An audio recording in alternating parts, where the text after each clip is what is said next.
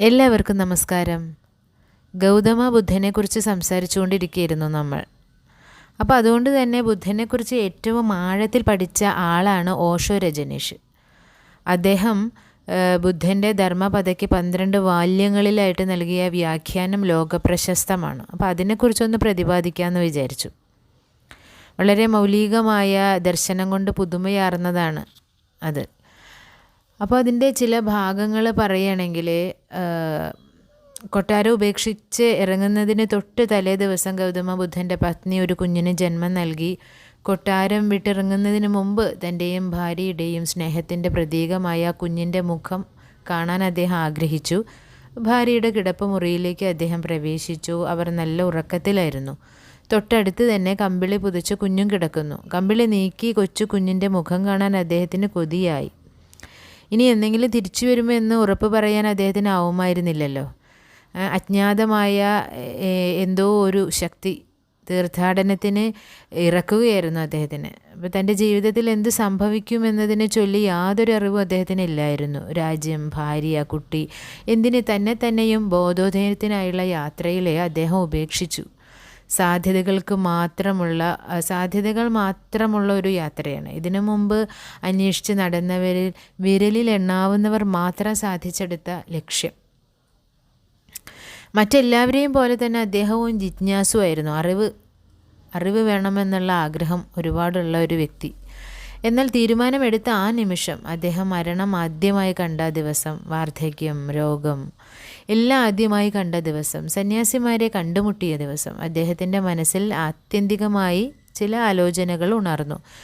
മരണം എന്നൊന്നുണ്ടെങ്കിൽ അതിന് മുൻപുള്ള ജീവിതം ആ കൊട്ടാരത്തിനുള്ളിൽ നഷ്ടപ്പെടുത്തുന്നത് ആപത്താണ്. മരണം എന്നെയും കീഴടക്കുന്നതിന് മുമ്പ് മരണത്തിനും അപ്പുറമുള്ളത് എന്തെങ്കിലും ഉണ്ടെങ്കിൽ അത് കണ്ടുപിടിക്കേണ്ടിയിരിക്കുന്നു. അദ്ദേഹം രാജ്യം ഉപേക്ഷിച്ച് പോകാൻ തന്നെ തീരുമാനിക്കുക. എന്നാൽ മനുഷ്യ സ്വഭാവം, മനുഷ്യ മനസ്സ്, അദ്ദേഹം സ്വന്തം കുഞ്ഞിൻ്റെ മുഖം കാണാൻ കൊതിക്കുന്നു. അത് മനുഷ്യൻ്റെ ഒരു സ്വഭാവമാണല്ലേ. ഇന്ന് വരെ താൻ കാണാത്ത കുഞ്ഞിൻ്റെ മുഖം. എന്നാൽ കമ്പിളി നീക്കുന്നതിനിടയിൽ ഭാര്യ യശോധര എഴുന്നേൽക്കുമെന്ന് അദ്ദേഹം ഭയന്നു. എഴുന്നേറ്റ് കഴിഞ്ഞാൽ തീർച്ചയായിട്ടും അന്വേഷിക്കാതിരിക്കില്ലല്ലോ. അങ്ങനെ രഥം പുറത്ത് കവാടത്തിൽ കാത്തു നിൽക്കുന്നു. പുറപ്പെടാൻ സമയമായി. എല്ലാം തയ്യാറാണ്. ഇറങ്ങാൻ നേരത്ത് അദ്ദേഹം തൻ്റെ തേരാളിയോട് പറഞ്ഞിരുന്നു, ഒരു നിമിഷം കാത്തു നിൽക്കൂ, ഞാൻ ഇനി ഒരിക്കലും തിരിച്ചു വരില്ല. അതിനു മുമ്പായി എൻ്റെ കുഞ്ഞിൻ്റെ മുഖമൊന്ന് കണ്ടോട്ടെ. എന്നാൽ യശോധര എഴുന്നേൽക്കുമെന്ന പേടിയിൽ അദ്ദേഹത്തിൻ്റെ കുഞ്ഞിൻ്റെ മുഖം കാണാനായില്ല. എഴുന്നേറ്റാൽ അവർ കരയും, തേങ്ങിക്കൊണ്ട് ചോദിക്കുകയൊക്കെ ചെയ്യും, എവിടേക്കാണ് പോകുന്നത്, എന്താണ് അങ്ങ് ചെയ്യുന്നത്, എന്തിനാണ് ഈ ത്യാഗം, എന്താണ് ഈ ത്യാഗം, ബോധോദയം എന്നാൽ എന്താണ്. അങ്ങനെ അവർ ഉണർന്നാൽ തീർച്ചയായിട്ടും ചോദ്യശരങ്ങളായിരിക്കും. കൊട്ടാരം മുഴുവൻ വിളിച്ചുണർത്തുകയും ചെയ്യും. വൃദ്ധനായ പിതാവ് അരികിൽ വരും. തൻ്റെ എല്ലാ പദ്ധതികളും പാളും. അതിനാൽ തന്നെ മകൻ്റെ മുഖം പോലും കാണാതെ അദ്ദേഹം യാത്രയായി. അങ്ങനെ 12 വർഷങ്ങൾക്ക് ശേഷം ബുദ്ധന് ബോധോദയം കൈവന്ന നാൾ അദ്ദേഹം ആദ്യം ചെയ്യാൻ ആഗ്രഹിച്ചത് കൊട്ടാരത്തിലേക്ക് മടങ്ങിച്ചെന്ന് അച്ഛനോടും ഭാര്യയോടും മകനോടും മാപ്പപേക്ഷിക്കുക എന്നതാണ്. അവർ ക്ഷുഭിതരാകുമെന്ന് അദ്ദേഹത്തിന് അറിയാമായിരുന്നു. എങ്കിലും അദ്ദേഹം കൊട്ടാരത്തിലെത്തി ആദ്യമായി അച്ഛൻ്റെ സമീപത്തേക്കാണ് ചെന്നത്. വളരെ ദേഷ്യത്തിലായിരുന്നു അച്ഛൻ. അരമണിക്കൂറോളം ബുദ്ധനെ ശാസിച്ചു. എല്ലാം കേട്ടിട്ടും അദ്ദേഹം ഇതൊന്നും തന്നെ ബാധിക്കുന്നില്ല എന്ന മട്ടിൽ നിൽക്കുന്ന മകനെ കണ്ടപ്പോൾ അച്ഛനെ ശാസിക്കുന്നത് പൊടുന്നനെ അച്ഛൻ നിർത്തി. അച്ഛൻ തന്നെ നോക്കുന്നത് കണ്ട് ഗൗതമ ബുദ്ധൻ പറഞ്ഞു, ഞാനിത് തന്നെയാണ് ആഗ്രഹിച്ചത്. താങ്കളുടെ കണ്ണീർ ഉണങ്ങട്ടെ. എന്നെ നോക്കൂ, ഈ കൊട്ടാരം വിട്ടിറങ്ങിയ ആ രാജകുമാരനല്ല ഇന്ന് ഞാൻ. അങ്ങയുടെ മകൻ വർഷങ്ങൾക്ക് മുമ്പ് മരിച്ചുപോയി. ഞാൻ കാഴ്ചയിൽ അങ്ങയുടെ മകനെ പോലെ തന്നെയാണ്. എന്നാൽ എൻ്റെ ബോധ മനസ്സ് പാടെ മാറിയിരിക്കുന്നു. അങ്ങ് നോക്കിയാലും. അച്ഛൻ പറയാണ്, ഞാനത് കാണുകയാണ്. കഴിഞ്ഞ അരമണിക്കൂറായി ഞാൻ നിന്നെ ശാസിക്കുന്നു, നീ പ്രതികരിച്ചില്ല. നീ മാറി എന്നുള്ളതിന് ഈ തെളിവ് തന്നെ ധാരാളം. അല്ലെങ്കിൽ നീ എത്രമാത്രം രോഷാകുലനാവുമെന്ന് എനിക്കറിയാം. ഒരിക്കലും ഇത്ര നിശബ്ദനാവാൻ നിനക്ക് ആവുമായിരുന്നില്ല. നിനക്ക് എന്താണ് സംഭവിച്ചത്? ഞാൻ പറയാം. അതിനു മുമ്പ് ഞാൻ എൻ്റെ ഭാര്യയെയും മകനെയും ഒന്ന് കണ്ടോട്ടെ. അവർ എന്നെ കാത്ത് നിൽക്കുകയായിരിക്കും. ഞാൻ വന്നെന്ന് അവർ കേട്ടറിഞ്ഞിരിക്കും.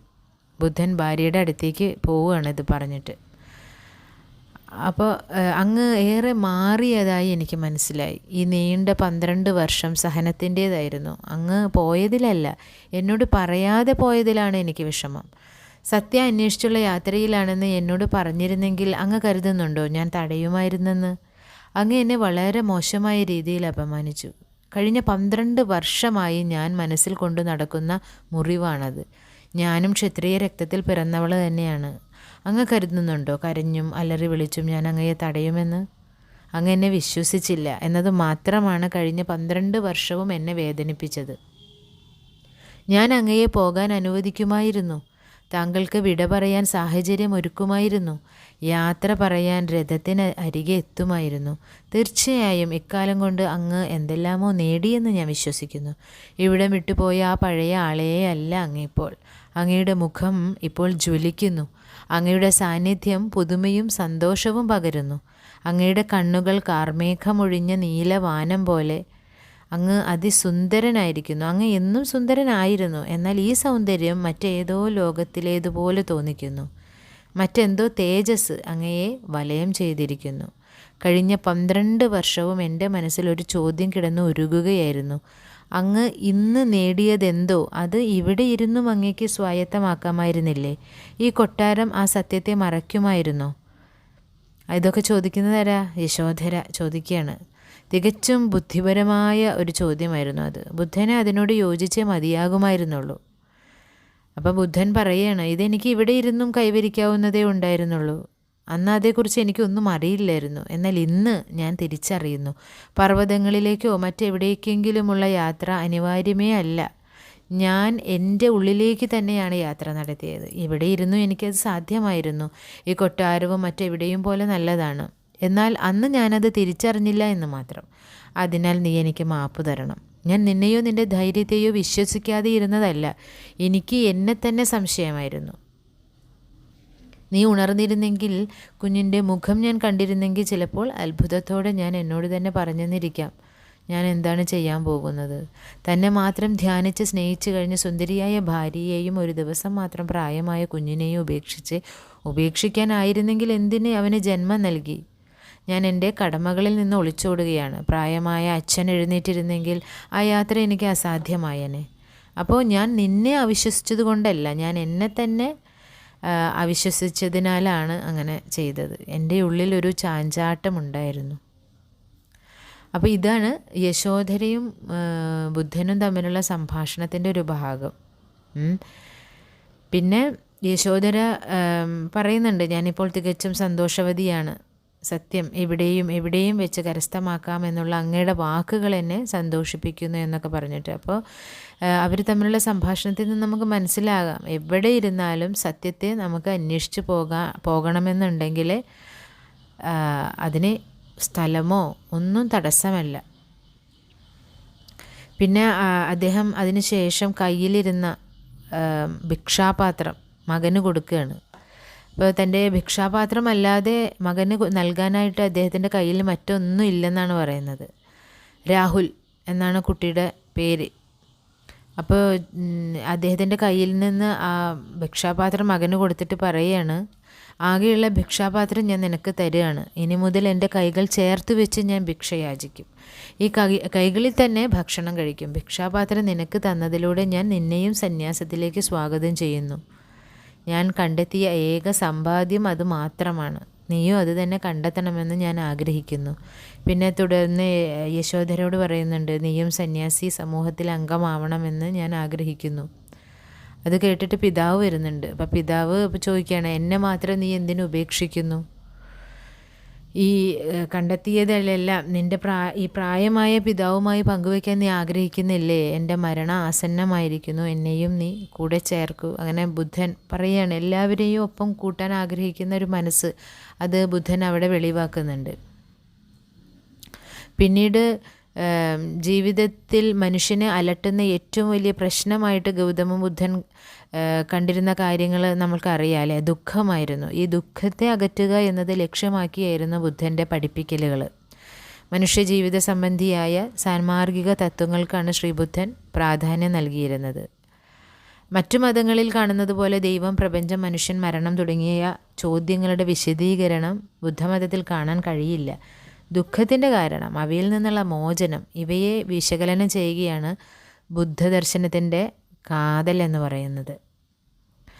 അതിന് ശേഷം അദ്ദേഹം പറയുകയാണ്, കാരണം കൂടാതെ ഒരു കാര്യം സംഭവിക്കുന്നില്ല എന്ന് പറയുന്നുണ്ട്. ഈ ലോകത്തിലെ എല്ലാം തന്നെ കാര്യകാരണ ബന്ധത്തിൽ അടിസ്ഥാനമാക്കിയുള്ളതാണ്. ജനനം മുതൽ മരണം വരെ സംഭവിക്കുന്ന ദുഃഖത്തിൽ അടിസ്ഥാനപരമായ കാര്യങ്ങൾ, സംഭവങ്ങൾക്ക് കാരണമുണ്ടെന്ന് ബുദ്ധൻ വിലയിരുത്തുന്നുണ്ട്.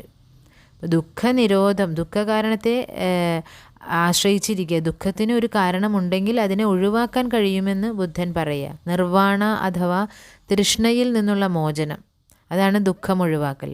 നിർവാണ പ്രാപിക്കുക എന്നാൽ ഈ ലോകത്തിൽ വെച്ച് തന്നെ ജീവിച്ചിരിക്കുമ്പോൾ തന്നെ പ്രാപിക്കുന്ന ഒന്നാണ് നിർവാണ. നിർവാണ പ്രാപിക്കുന്നവൻ ഈ ലോകബന്ധങ്ങളിൽ നിന്നും മോചനം നേടുന്നു. നിരന്തര ധ്യാനത്തിലൂടെ 12 കാരണചക്രത്തിൽ നിന്നും മോചനം നേടാൻ കഴിയുമെന്ന് ശ്രീബുദ്ധൻ പഠിപ്പിക്കുന്നുണ്ട്. ഈ അവസ്ഥ കൈവരിക്കുന്ന മനുഷ്യനെ അർവാത്ത് എന്ന് വിളിക്കുന്നു. അങ്ങനെ ഒരുപാട് കാര്യങ്ങൾ ബുദ്ധമതം നമ്മെ പഠിപ്പിക്കുന്നുണ്ട്. അതെല്ലാം ഒന്നോ രണ്ടോ വീഡിയോയിൽ ഉൾക്കൊള്ളിക്കാൻ ബുദ്ധിമുട്ടുണ്ട്. മാത്രമല്ല കുഞ്ഞുങ്ങളായിട്ടുള്ള എൻ്റെ സ്റ്റുഡൻസ് കേൾക്കുമ്പോൾ അവർക്ക് മനസ്സിലാകുന്ന രീതിയിൽ മാത്രം വളരെ ലളിതമായ കാര്യങ്ങൾ പറഞ്ഞു പോവാനാണ് ഞാൻ ആഗ്രഹിക്കുന്നത്. അതുകൊണ്ട് തന്നെ ഒരുപാട് കാര്യങ്ങൾ പറയാതെ ഇരിക്കുകയാണ് ഇതിലെ. പിന്നെ ബുദ്ധമതത്തിൻ്റെ ചരിത്രം ക്രിസ്തുവിന് മുമ്പ് 6-ാം നൂറ്റാണ്ടിൽ ശ്രീബുദ്ധൻ്റെ ജനനത്തിന് ശേഷമാണ്. ഇന്ന് നിലവിലുള്ളതിൽ പ്രാചീനമായ മതവിശ്വാസങ്ങളിൽ ഒന്ന് തന്നെയാണ് ബുദ്ധമതം. ഇന്ത്യയിൽ ഉടലെടുത്തതാണെങ്കിലും പിന്നീട് ലോകത്തിൻ്റെ നാനാഭാഗത്തേക്കും പടർന്ന് പന്തലിക്കുകയായിരുന്നു ബുദ്ധമതം. അഹിംസയ്ക്ക് വളരെയധികം പ്രാധാന്യം നൽകുന്ന ഒരു മതമാണ് ഈ മതം. ഭാരതീയ സംസ്കാരത്തിൽ ബുദ്ധമതത്തിനുള്ള സ്വാധീനം വളരെ വലുതാണ്. ഒരു കാലത്ത് ലോകം മുഴുവൻ സ്വാധീനമുണ്ടായിരുന്ന ഒരു സംസ്കാരത്തിൻ്റെ തണലിലാണ് ബുദ്ധമത ലോകം മുഴുവനും പന്തലിച്ചത്. പിന്നെ കളരിപ്പയറ്റും ആയോധന കലകളുമായിട്ട് എന്താ ബന്ധം എന്ന് ചോദിച്ചാൽ, കളരിപ്പയറ്റ് ലോകത്തിൻ്റെ പല ഭാഗങ്ങളിലും അറിയപ്പെടുന്നത് എല്ലാ ആയോധന കലകളുടെയും മാതാവ് എന്ന പേരിലാണ്. നാം ആധുനിക കാലത്ത് ബ്രൂസ്ലി പോലെയുള്ള ആളുകളുടെ സിനിമകളിൽ കണ്ട് പരിചയിച്ച കുംഫു പോലെയുള്ള പല ആയോധന കലകളും കളരിപ്പയറ്റിൽ നിന്നാണ് ആരംഭിച്ചത് എന്ന് പറഞ്ഞാൽ വിശ്വാസമാവുന്നുണ്ടോ? എന്നാൽ സത്യമാണ്. കേരളത്തിൻ്റെ ചരിത്രവുമായി വളരെയധികം ബന്ധമുള്ള ഈ ആയോധന കല നൂറ്റാണ്ടുകളുടെ പഴക്കമുള്ള ഒന്നാണ്. ഭാരതത്തിൽ ഇന്നും കളരിപ്പയറ്റിൽ അടിസ്ഥാനപരമായി യാതൊരു മാറ്റവും ഉണ്ടായിട്ടില്ല. അതുകൊണ്ട് തന്നെ കളരിയിലെ മുറകളും ചുവടുകളും എല്ലാം അതിൻ്റെ ആരംഭഘട്ടത്തിൽ നിന്നും പ്രകടമായ രീതിയിൽ മാറിയിട്ടില്ല. എന്നാൽ 6-ാം നൂറ്റാണ്ടിൻ്റെ അവസാനത്തോടെ ചൈന അടക്കമുള്ള വിദേശ രാജ്യങ്ങളിൽ കളരിപ്പയറ്റ് നിരന്തരമായ മാറ്റങ്ങൾക്ക് വിധേയമായിക്കൊണ്ടിരുന്നു. ഏഷ്യയിൽ ആയോധന കലകളുടെ അവസാന വാക്കും നിരവധി പ്രമുഖ ആയോധന കലകളിലെ നിപുണന്മാരെ സൃഷ്ടിക്കുകയും ചെയ്ത ഷാവോലിൻ ടെമ്പിളിലെ വേദികളിലാണ് ഈ മാറ്റം നടന്നത്. എങ്ങനെയാണ് ഈ കളരിപ്പയറ്റ് ചൈനയിലെത്തിയത്? പല വാദങ്ങളും നിലവിലുണ്ട്. പ്രാചീന കാലങ്ങളിൽ ഭാരതം സന്ദർശിച്ച വിദേശ സഞ്ചാരികളിലൂടെയും മറ്റും അത് സംഭവിച്ചിരിക്കാം. ആയോധന കലകളിൽ പ്രമുഖരായ ആളുകൾ വിദേശങ്ങളിൽ പ്രചരിപ്പിക്കുകയും ചെയ്തിരിക്കാം. അപ്പോൾ ഒരു ബുദ്ധ ആയോധന കലകളിൽ അതിനിപുണനായ ഒരു ബുദ്ധ സന്യാസിയുടെ പേര് ചരിത്രത്തിൽ രേഖപ്പെടുത്തിയിട്ടുണ്ട്. ആ നാമമാണ് ബോധിധർമ്മൻ. ഹാൻ ചൈനീസ് ഷാവോലിൻ ഫിസ്റ്റിൻ്റെ പിതാവായിട്ട് അറിയപ്പെടുന്ന ബോധിധർമ്മൻ ചൈനയിലെത്തിയത് ഈ ബുദ്ധ മതപ്രചരണാർത്ഥമാണ്. കേരളത്തിലെ ബുദ്ധമതത്തിൻ്റെ സുവർണ കാലഘട്ടമായിരുന്നു അത്. അപ്പോൾ അതിലേക്കൊന്നും കൂടുതൽ പോകുന്നില്ല. ഞാൻ ബുദ്ധമതത്തിനെക്കുറിച്ച് പറഞ്ഞ്, ശ്രീബുദ്ധനെക്കുറിച്ച് പറഞ്ഞ് അത് ഒരു കൺക്ലൂഷൻ എന്ന നിലയ്ക്കാണ് ഇന്നത്തെ വീഡിയോ ഇടുന്നത്. അതിനെക്കുറിച്ച് അറിയാൻ ആഗ്രഹമുള്ള കുട്ടികളാണെങ്കിൽ കമൻ്റ് ഇടുക. അപ്പോൾ ഞാൻ കൂടുതൽ അതിനെക്കുറിച്ച് ഇടാൻ ശ്രമിക്കാം. അടുത്ത ദിവസം തൊട്ട് നമുക്ക് ശ്രീകൃഷ്ണ ലീലകൾ തുടരാം. അത് പകുതി വഴിയായിട്ട് വെച്ചിരിക്കുകയാണ്. എല്ലാവർക്കും ഗുരുവായൂരപ്പൻ്റെ അനുഗ്രഹം ഉണ്ടാവട്ടെ.